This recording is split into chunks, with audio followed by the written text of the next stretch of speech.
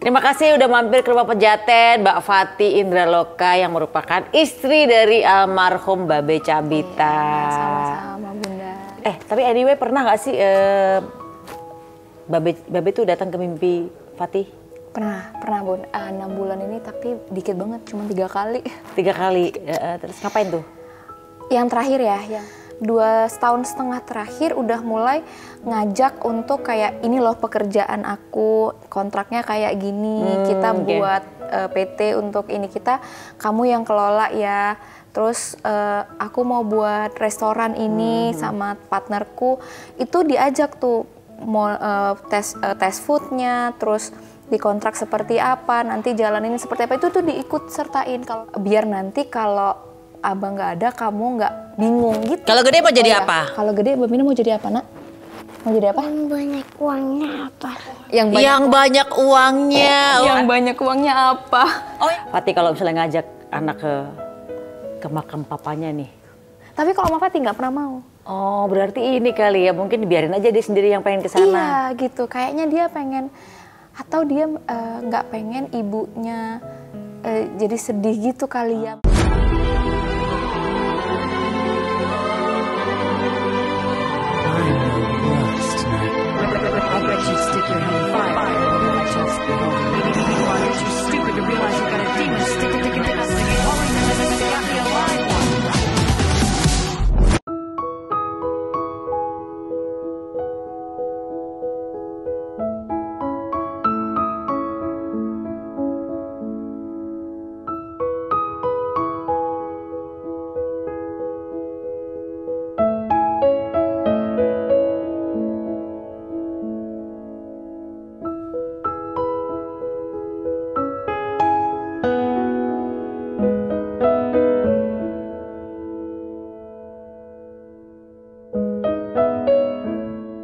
Hai guys, ketemu lagi di konten Maya Al Elul TV.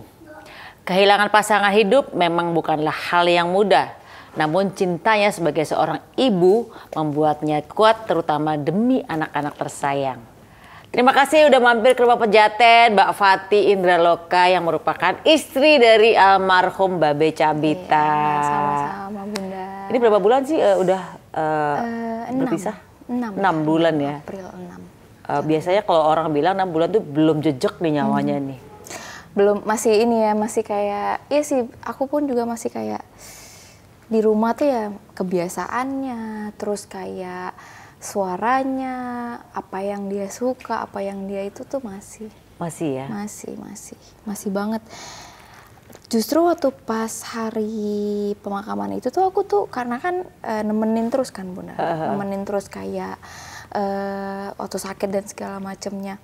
Pas hari itu tuh kalau dilihat lagi sekarang videonya, aku tuh kayak yang kuat banget gitu.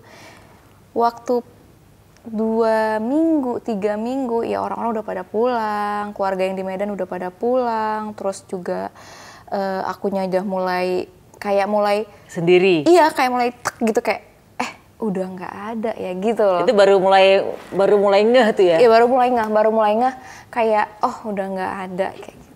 Kalau kemarin itu tuh justru karena setiap hari nemenin ya, jadi itu kayak delay. Aku bilang, kalau kata temanku yang psikolog juga tuh aku konsul, kenapa ya aku kok kayak gini, kok aku baru ngehnya tuh sekarang kayak ternyata dia udah nggak ada gitu.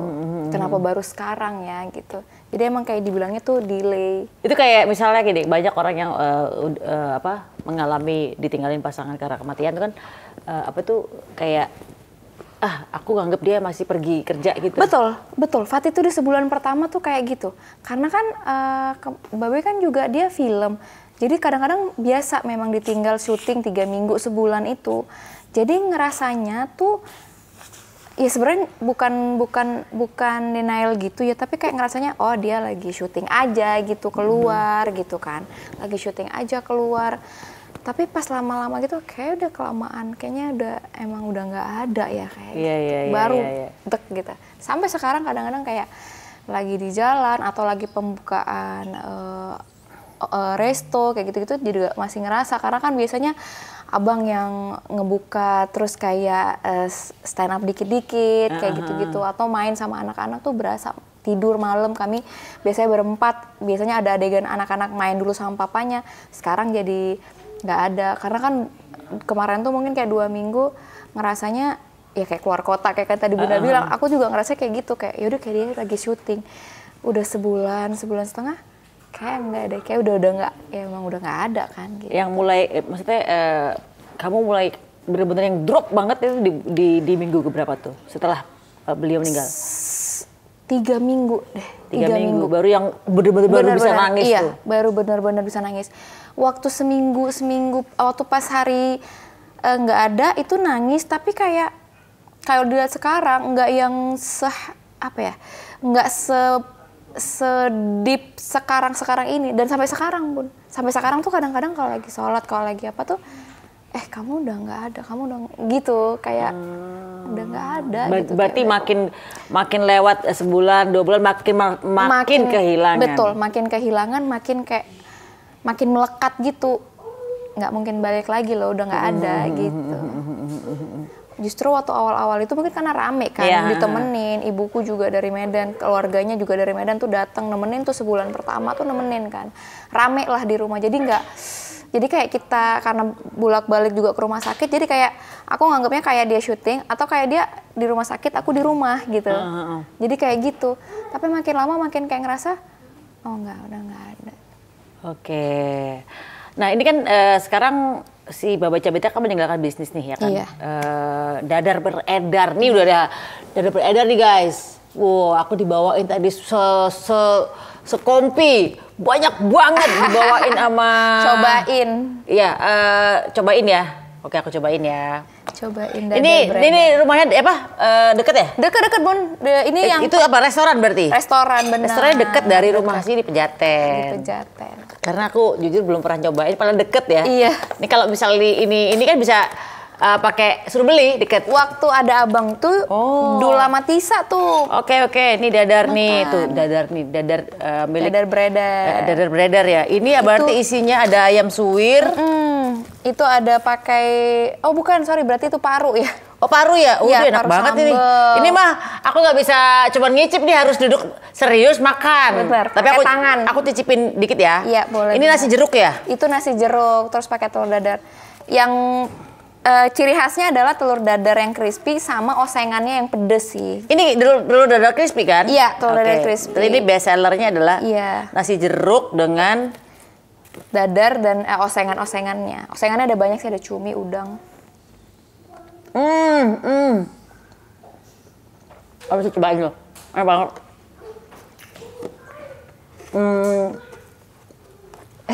Kalau dia dibilang best seller, bener, ini enak.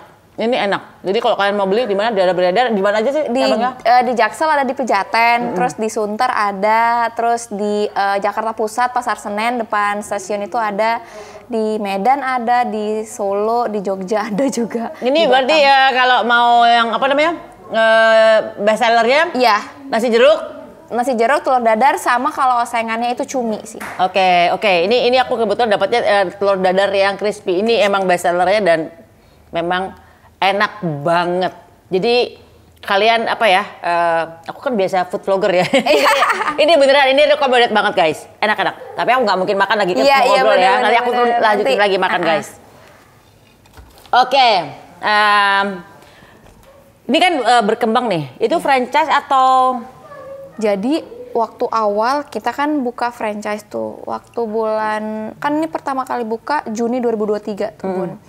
Lalu di Desember pas kita lagi buka franchise, terus abang tuh bilang kayak, aku nggak mau lagi franchise deh, aku mau kita kemitraan. Jadi misalnya ada yang mau investor, boleh dia buka, tapi tetap yang ngelola tuh manajemen kita, manajemen dadarnya sendiri, supaya walaupun di luar kota tetap SOP-nya dan terjagalah kualitas, rasa dan segala macamnya. Kalau di luar kota berarti masaknya di mana dong? Jadi tuh kita kan ada dapur pusat. Nah, jadi tuh udah digramasi cuminya mereka. Jadi yang di sana kita training pegawainya. Jadi mereka tinggal oseng-oseng aja gitu. Udah udah tergramasi semua lah. Aku gitu. gak ngerti bisnis restoran jadi gimana jadi caranya? biar mereka walaupun di luar kota tetap bisa dan sesuai dengan gramasinya gitu. Dibuat semudah mungkin lah SOP-nya. Oke. Nah ini katanya ada cerita sedih, bener nggak katanya anak yang tadinya seneng makan telur dadar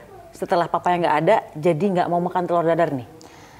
Jadi tuh Bambino tuh kan dia papanya tuh panutannya ya, maksudnya deket banget gitu. Dia tuh apa-apa mau kayak mau papa gitu. Jadi biasanya, nah Babe tuh kalau misalnya makan mau di restoran apapun pasti nanya tuh ada telur dadar nggak. Makanya akhirnya dia diajak temennya, yaudah aku mau buka resto tapi dadar deh makanan utamanya karena emang dia suka kan.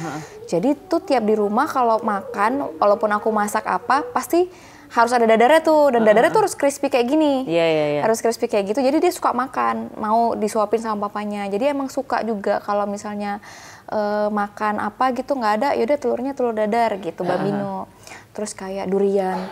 Nah anak-anak tuh suka durian, karena bapaknya suka durian juga. Bapaknya Medan ya? Iya Medan, kan kita berdua orang Medan kan. Jadi itu durian. Jadi makan durian tuh kadang-kadang tuh kayak kita beli durian terus makan tuh ngempet sama yang paling kecil juga sama Nebula. Nah akhir-akhir ini belum kayak kalau tiap mau masak makan tuh maunya mata sapi atau telur rebus. Terus aku udah lama-lama 4 bulanan itu kayak kenapa ya Mbak, ngomong sama mbaknya kok dia nggak pernah mau lagi. Terus aku bilang kan kayak Bam dadar aja ya, kalau ke resto dadar juga lagi grand opening biasanya nasi putih biasa sama telur dadar dia kan nggak pakai osengan ya, nggak maunya mata sapi. Kenapa Bam? Atau pas lagi di jalan Nono nggak suka, pokoknya Nono mau muntah lah kalau makan dadar katanya gitu. Emang kenapa, kan dulu biasanya suka. Terus aku liatin lah video kan, waktu itu pernah ada aku videoin mereka lagi makan disuapin tuh pakai kecap, pakai nasi sama dadar doang bapaknya. Emang the best sih, dadar kecap nasi tuh sama cabe. Kok bisa gitu kan dikasih, kok nggak mau gitu bilang gitu kan, kok nggak mau gitu kan. Terus dia bilang kayak diem aja kan. Terus aku bilang kenapa, kangen ya sama papa gitu. Iya Nono kangen gitu. Habis itu udah gitu. Oh ini nggak mau, atau mungkin sebenarnya nggak terlalu suka dadar tapi lihat papanya suka jadi seneng gitu. Jadi kayak apa ya, kayak apa yang papanya suka ada jadi suka gitu loh Mun kayaknya. Jadi misalnya snack jajan nih ke supermarket dicobain tuh sekarang dia nggak suka misalnya. Tapi waktu pas ada papanya waktu itu ya dia suka gitu, kayak apa yang papa suka tuh kayaknya aku ini gitu, panutan lah ya papanya. Seperti emang ada trauma, dia nggak mau mengingat yang membuat hal-hal yang membuat dia sedih ya. Iya betul. Jadi kayaknya dia tuh juga selalu ngindar. Nah kan aku ngobrol juga kan sama tanya juga sama Ustadz karena kan ya gimana nih anak-anaknya masih kecil, kayak mana ya peran aku gitu kan sebagai ayah ibu gitu buat anak-anak supaya ya mereka tetap jadi anak yang ya bahagia aja gitu, nggak ada yang jadi murung atau perilakunya jadi berubah kayak gitu. Terus dibilang Ustadz itu juga kayak tidak apa-apa sosoknya tidak ada, tapi kita tetap ceritain. Maksudnya kebaikannya papa tuh kayak gini, papa tuh dulu mandiin Bambino sama Nebula loh, kayak gini. Nah jadi anak-anak tetap ada gambaran atau imajinasi ayahnya seperti apa, walaupun mungkin yang Nebula 3 tahun itu kan dia takutnya dia belum, ingatannya kan nggak ini ya Bun ya, jadi dibilang kayak gitu. Nah itulah yang aku biasain kadang-kadang kalau kami malam, biasanya kan kalau malam kalau ada abang tuh pasti main dulu tuh di tempat tidur. Nah jadi ini karena bertiga suka liatin video-video aja, video ngonten dulu atau video yang memang di galeri tuh papa tuh dulu gini, tuh kita kayak gini. Nah Bambino seringnya tuh ngindar, kayak langsung tidur gitu loh. Nah adik yang lebih excited kayak, oh ya papa kayak gitu ya, papa kayak gitu. Nah Bambino tuh lebih ngindar. Jadi kayak baru nggak sekarang. Jadi kadang-kadang suka bilang kayak, kita mau bahas apa nih sebelum tidur? Kita mau ngomong apa nih? Kita mau lihat video apa? Kalau mau lihat video papa boleh, tapi kalau nggak mau nggak apa-apa, bilang aja ya gitu. Jadi kayak aku izin dulu gitu kan, takutnya dia emang nggak mau kan. Jadi kadang-kadang tuh Mah mau lihat video papa atau Mama mau lihat YouTube papa, oh ya udah gitu. Nanti dia ketok-ketok sendiri. Wow. Tapi kadang-kadang dia nggak mau. Iya. Jadi kan Fatih sebagai seorang ibu memberikan pemahaman tentang kesedihan atau rasa kehilangan yang masih membekas buat anak-anak. Kan tadi kan trauma. Gimana sih caranya supaya anak-anak pernah konsultasi nggak sama psikolog? Bagaimana sih supaya anak-anak ini nggak trauma gitu? Pernah Bun. Jadi waktu pas 2 bulan setengah kan udah mulai sekolah lagi anak-anak.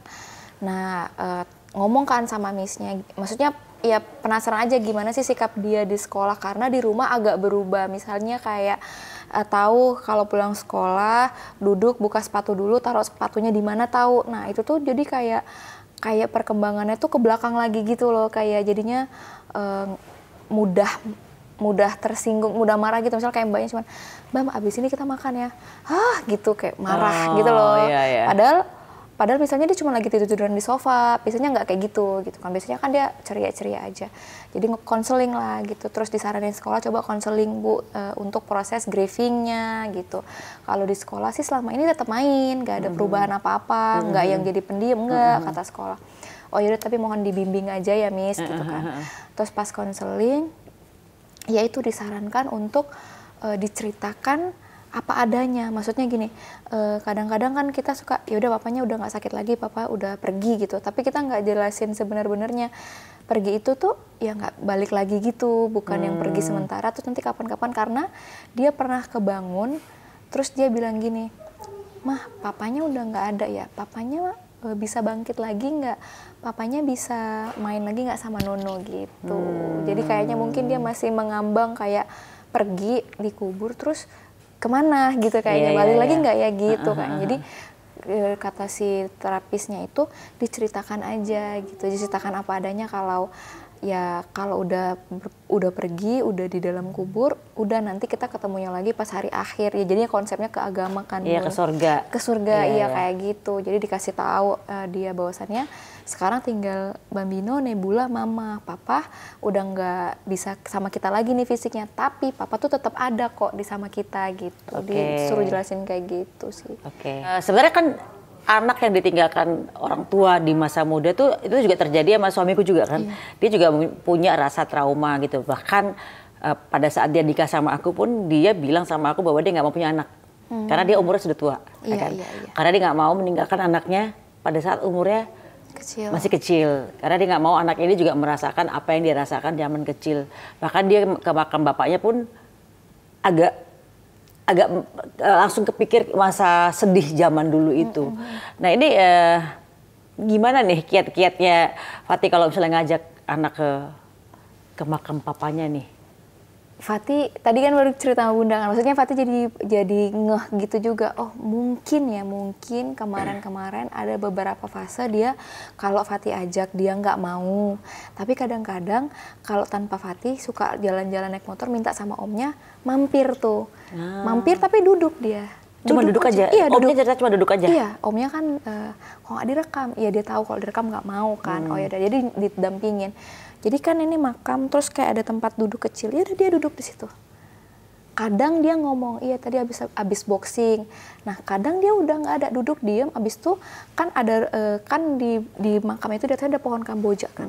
Jadi ada kotor-kotor apalah daun-daun yang jatuh kan. Nah itu tuh diambil-ambilinnya, diberes-beresinnya. Udah bentar doang paling kayak cuma 10-15 menit. Abis itu dia pergi, udah yuk om gitu. Tapi kalau Mama Fatih nggak pernah mau. Oh berarti ini kali ya, mungkin biarin aja dia sendiri yang pengen kesana. Iya gitu, kayaknya dia pengen, atau dia nggak pengen ibunya jadi sedih gitu kali ya mungkin ya. Makanya jadinya kadang-kadang pun kalau misalnya kami bahas sama bertiga nggak mau dibahas, dia langsung giniin pakai bantal. Tapi kadang-kadang kalau lagi main handphone yang misalnya pas pertama bukanya misalnya tontonan dia biasa, tapi nanti tiba-tiba jadinya ke Instagram papanya yang video lama. Habis itu dia ketawa-ketawa sendiri gitu. Jadi memang mungkin mau menikmati sendiri atau dia nggak ngerti. Tapi kalau misalnya ke dia kayak ya mama mau ke papa nih, ada yang mau ikut nggak? Atau pas jemput dia, mama ke papa turun yuk. Enggak, mau di mobil aja. Oh ya udah gitu. Enggak aku paksa takutnya gitu kan. Oke. Nah, almarhum Babe Cabita masih terasa nih di kehidupan kalian ya. Betul. Salah satunya Bambino katanya punya bakat stand up komedi nih. Bener gak? Jadi waktu itu tuh kami lagi konten, terus waktu itu masih ada abang juga, masih ada babe juga lagi konten, terus dia mungkin lihat kan papanya lagi konten tapi model stand up gitu, terus tiba-tiba dia ngambil mic gitu, terus dia dengan sendirinya materinya itu kayak one liner gitu aja, ya sebenarnya kayak cerita lucu sih, kayak cerita kodian kan. Terus direkam sama papanya. Nah itu kemarin yang aku posting itu. Nah kalau bakat-bakatnya tuh kadang-kadang suka ada ngelawak-ngelawaknya Bun. Jadi kadang-kadang kayak boxing nih. Misalnya coachnya bilang dari sini sampai sini. Nah sama dia tuh kadang-kadang sampai keterusan sampai ke sana. Iya gitu. Maksudnya kayak model-model. Iya model-model. Enggak. Terus kita ketawa terus dia nanti itu gitu. Jadi kayak kita ketawa atau kita respon yang agak gitu dia happy tuh gitu. Kayak jadi pengen orang tuh ketawa, terhibur lah sama dia gitu. Jadi pengen ada respon yang lebih gitu. Jadi, boleh nggak anaknya diajak ke sini? Boleh. Mau nggak? Bambino, ini kayak nama Italia ya, Bambino. Iya emang anak laki-laki. Bambino. Sini. Ciao bello. Numero uno ya. Oke, aku mesti ini kali. Coba kamu katanya bisa stand up komedi ya? Kamu bisa ngelawak ya? Sini. Sayang Bambino. Kamu katanya suka ngelawak ya? Bukan, itu bukan buku. Kayak buku ya? Oh dia mau ngelawak, buka buku dulu. Oh nggak mau. Oke. Bambino, kemarin itu lihat Bambino yang stand up itu, yang Bambino bisa nggak? Bambino bisa nggak? Jadi ngelawak lagi dia. Nah ngelawak kan adalah dia buka-buka gini, ditutup lagi. Takutnya sulap ya, bukan Bam. Sini. Bambino bisa nggak? Bambino, panggilannya Nono ya? Bambino, oke. Tapi dia dirinya mungkin karena panjangan, jadi manggil dirinya Nono. Oh Nono, katanya Nono lucu banget. Dipanggil. No. Iya. Kan itu isinya. Apa isinya? Tuh kan, kok berubah? Jadi apa? Jadi apa? Itu tadi kan 2, sekarang 3 lagi. Oh iya, ada 3 lagi. Kamu bisa sulap? Kamu sulap apa stand up? Coba gimana? Stand up bisa nggak? Stand up bisa? Bisa nggak? Ngelawak, katanya Bambino jago ngelawak. Iya. Jadi gimana? Bambino ingat nggak? Bambino ada cerita lucu mungkin. Iya, Bambino ada cerita lucu nggak? Ada cerita lucu nggak? Kalau gede mau jadi apa? Kalau gede Bambino mau jadi apa, Nak? Mau jadi apa? Yang banyak uangnya apa? Yang banyak uangnya. Yang banyak uangnya apa? Oh, yang banyak uangnya apa? Apa ya? Mistis ya? Jadi dukun itu kali, penggandaan uang. Atau yang punya bank kali. Aduh, yang banyak uangnya apa? Iya, benar-benar kita hidup butuh uang ya, Nak. Iya. Itu kamu realistis banget sih. Emang hidup itu uang bukan nomor 1, tapi kita hidup semuanya butuh uang. Benar. Oh alah. Mau jadi penyanyi nggak? Hah? Mbak Mira mau jadi penyanyi? Oh, iya, katanya dia lagi suka. Dia malu guys. Malu. Tapi anyway pernah nggak sih Babe tuh datang ke mimpi Fatih? Pernah Bun. 6 bulan ini tapi dikit banget, cuma 3 kali. 3 kali. Terus ngapain tuh? Yang terakhir ya, jadi tuh kalau datang, yang pertama dia duduk, habis itu pergi. Yang kedua kita tuh kayak lagi main di playground, tapi emang 3 ini nggak pernah ngomong. Okay. Tapi aku tuh di mimpi tuh tahu dia nggak ada. Terus yang ketiga ini yang agak unik. Yang ketiga ini tuh kita kan karena kemarin kita berobatnya di KL kan. Jadi tuh kayak kita lagi di Bukit Bintang Pavilion itu kan. Terus kita lagi main bawa anak-anak di jalan-jalan situ. Terus udah sampai malam, tapi tuh kita happy banget berempat kita jalan, kita main. Tapi di situ Fatih tahu dia udah nggak ada, tapi nggak bahas, nggak ngomong apa-apa. Dia juga nggak ngomong, tapi senyum happy dengan keadaan dia, rambutnya keribo gitu kan, baju putih. Lalu habis itu malam tiba-tiba bus datang tuh, kayak bus datang. Fatih tahu nih, aku kalau masuk ke bus itu sama anak-anak, aku akan kehidupanku yang sekarang. Aneh banget, maksudnya aku akan kehidupanku yang sekarang. Sekarang tuh di bumi berarti? Iya, aku nggak akan ketemu dia lagi. Okay. Pas naik, baru nggak kayak, aku belum pamit. Balik lagi tuh, masuk ke dalam mall. Tapi mall Pavilion itu tuh seakan-akan itu rumah sakit. Terus langsung jalan, habis itu balik lagi. Bang, Fatih mau balik lagi, Fatih udah dijemput, Fatih nanti kita ketemu lagi ya, nanti kita main lagi ya, terus peluk. Abis itu bangun tuh kayak, kayak kerasa nyata gitu meluknya tuh, baru ya nangis lah, maksudnya kayak aduh kangen kali kayak gitu. Itu sih belum ada mimpi lagi. Oh, wow. Belum ada mimpi lagi. Nah ini hikmahnya apa sih dari kehilangan Babe ini? Fatih ini kan sebagai ibu dan bapak nih ya, Iya, benar. sebagai orang tua tunggal yang harus membesarkan anak-anak. Hikmahnya dan apa namanya ini tantangannya? Hikmahnya tuh belum tahu sih sampai sekarang. Kadang-kadang tuh kayak gini Bun, kayak waktu pas nikah tuh kayaknya aku nggak pernah kepikiran akan ditinggal semudah ini gitu kan ya Bun. Maksudnya fasenya tuh kan mikirnya dulu kayak menikah terus menemani dia ke Jakarta merantau dengan karirnya, dengan dunia internet mungkin yang naik turun terus kita stand up waktu itu agak sepi, terus kita mulai ngonten pertama kali, terus melahirkan anak, ya mikirnya tuh kayak gitu akan menua bersama, nggak pernah terfikirkan ini. Jadi pas tiba saatnya ini tuh baru ngeh sekarang 2 tahun terakhir dia mulai. Dulu kan Fatih memang full IRT ya, maksudnya ngurus anak-anak dan segala macam karena umurnya deket-deketan. 2,5 tahun terakhir udah mulai ngajak untuk kayak ini loh pekerjaan aku, kontraknya kayak gini, kita buat PT untuk ini, kamu yang kelola ya. Terus aku mau buat restoran ini sama partnerku, itu diajak tuh mau tes foodnya, terus dikontrak seperti apa, nanti jalan ini seperti apa, itu tuh diikut sertain. Kalau dulu tuh sama sekali nggak tahu, pokoknya ya terima bersih aja gitu kan, kayak bulanan rumah apa segala macam. Nah terus pernah nanya kayak kenapa, udahlah nggak apa-apa kamu aja sama manajer gitu kan, misalnya keluar kota pun, karena anak udah mulai nggak nyusuin lagi, maksudnya udah mulai gede, udah mulai bisa ditinggal-tinggal lah semalam 2 malam untuk nemenin dia kerja gitu kan. Nggak apa-apa, biar nanti kalau abang nggak ada kamu nggak bingung gitu, tapi nggak pernah nggak adanya kenapa. Udah gitu diomongin bahwa abang nggak ada nanti kamu nggak bingung gitu. Iya, wow. Jadi kayak itu berapa lama sebelum dia meninggal? Sebelum sakit, justru sebelum sakit pertama kali, kayak ngobrol-ngobrol biasa aja gitu. Jadi biar nanti kalau pas abang nggak ada, ya aku pikir pas abang nggak ada tuh ya mungkin keluar kota gitu. Jadi biar kamu tahu anak-anak ini nanti di jalannya kayak mana, misalnya. Kan dia bilang tim ini nanti kayak mana kayak gitu-gitu. Tapi nggak aku akan ditinggal pergi beneran. Ya? Mikirnya tuh kayak oh ya pas mungkin dia lagi keluar kota ya aku ngonten sama anak-anak ini, atau misalnya pas gitu-gitulah mikirnya kan. Itu dia bilang.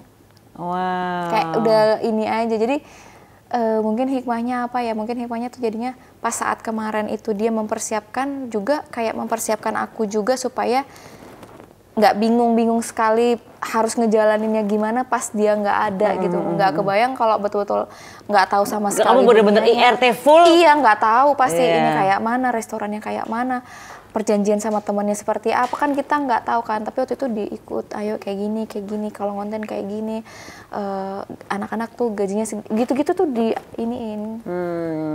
Gitu. Jadi hikmah baiknya adalah kamu sudah disiapkan. Iya, kayak ditempah ya, diajarin kayak gini. Terus kontrak itu seperti ini, nanti kalau nego itu seperti gitu, ajarin gitu. Itu kayak udah dipersiapin. Iya.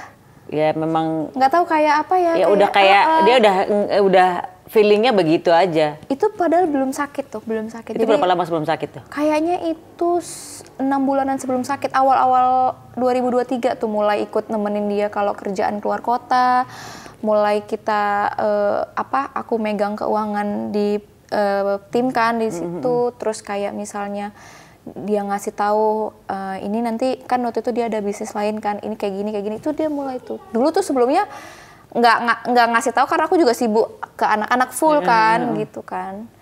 Pas udah awal 2023 tuh dia mulai, terus syuting, kalau dia syuting kayak 2 malam gitu ikut nemenin. Kalau dulu tuh kan nggak, dia ditemenin manajernya, ayo ikut temenin abang nanti kayak gini gitu, ngasih tahu. Kamu ngerasa pontang-panting nggak sekarang? Maksudnya gini, ini kan kadang-kadang kan sebagai orang tua tunggal kan pasti juga harus kerja ya, juga harus ngurusin anak-anak. Merasa berat nggak? Atau merasa kayaknya mudah-mudah aja ya gitu loh, aku bisa mengerjakan sebagai ibu bisa, sebagai wanita karir juga bisa. Mau nggak mau jadi wanita karir kan, karena harus ngurusin restoran segala macam ya kan. Berat sih Bun, berat.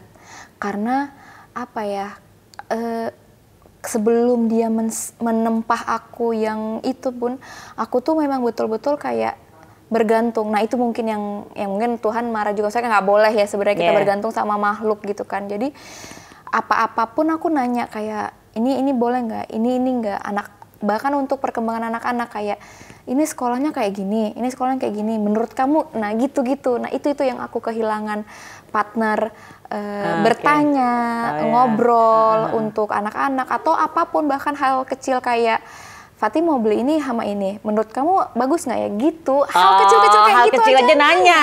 Kamu nanya.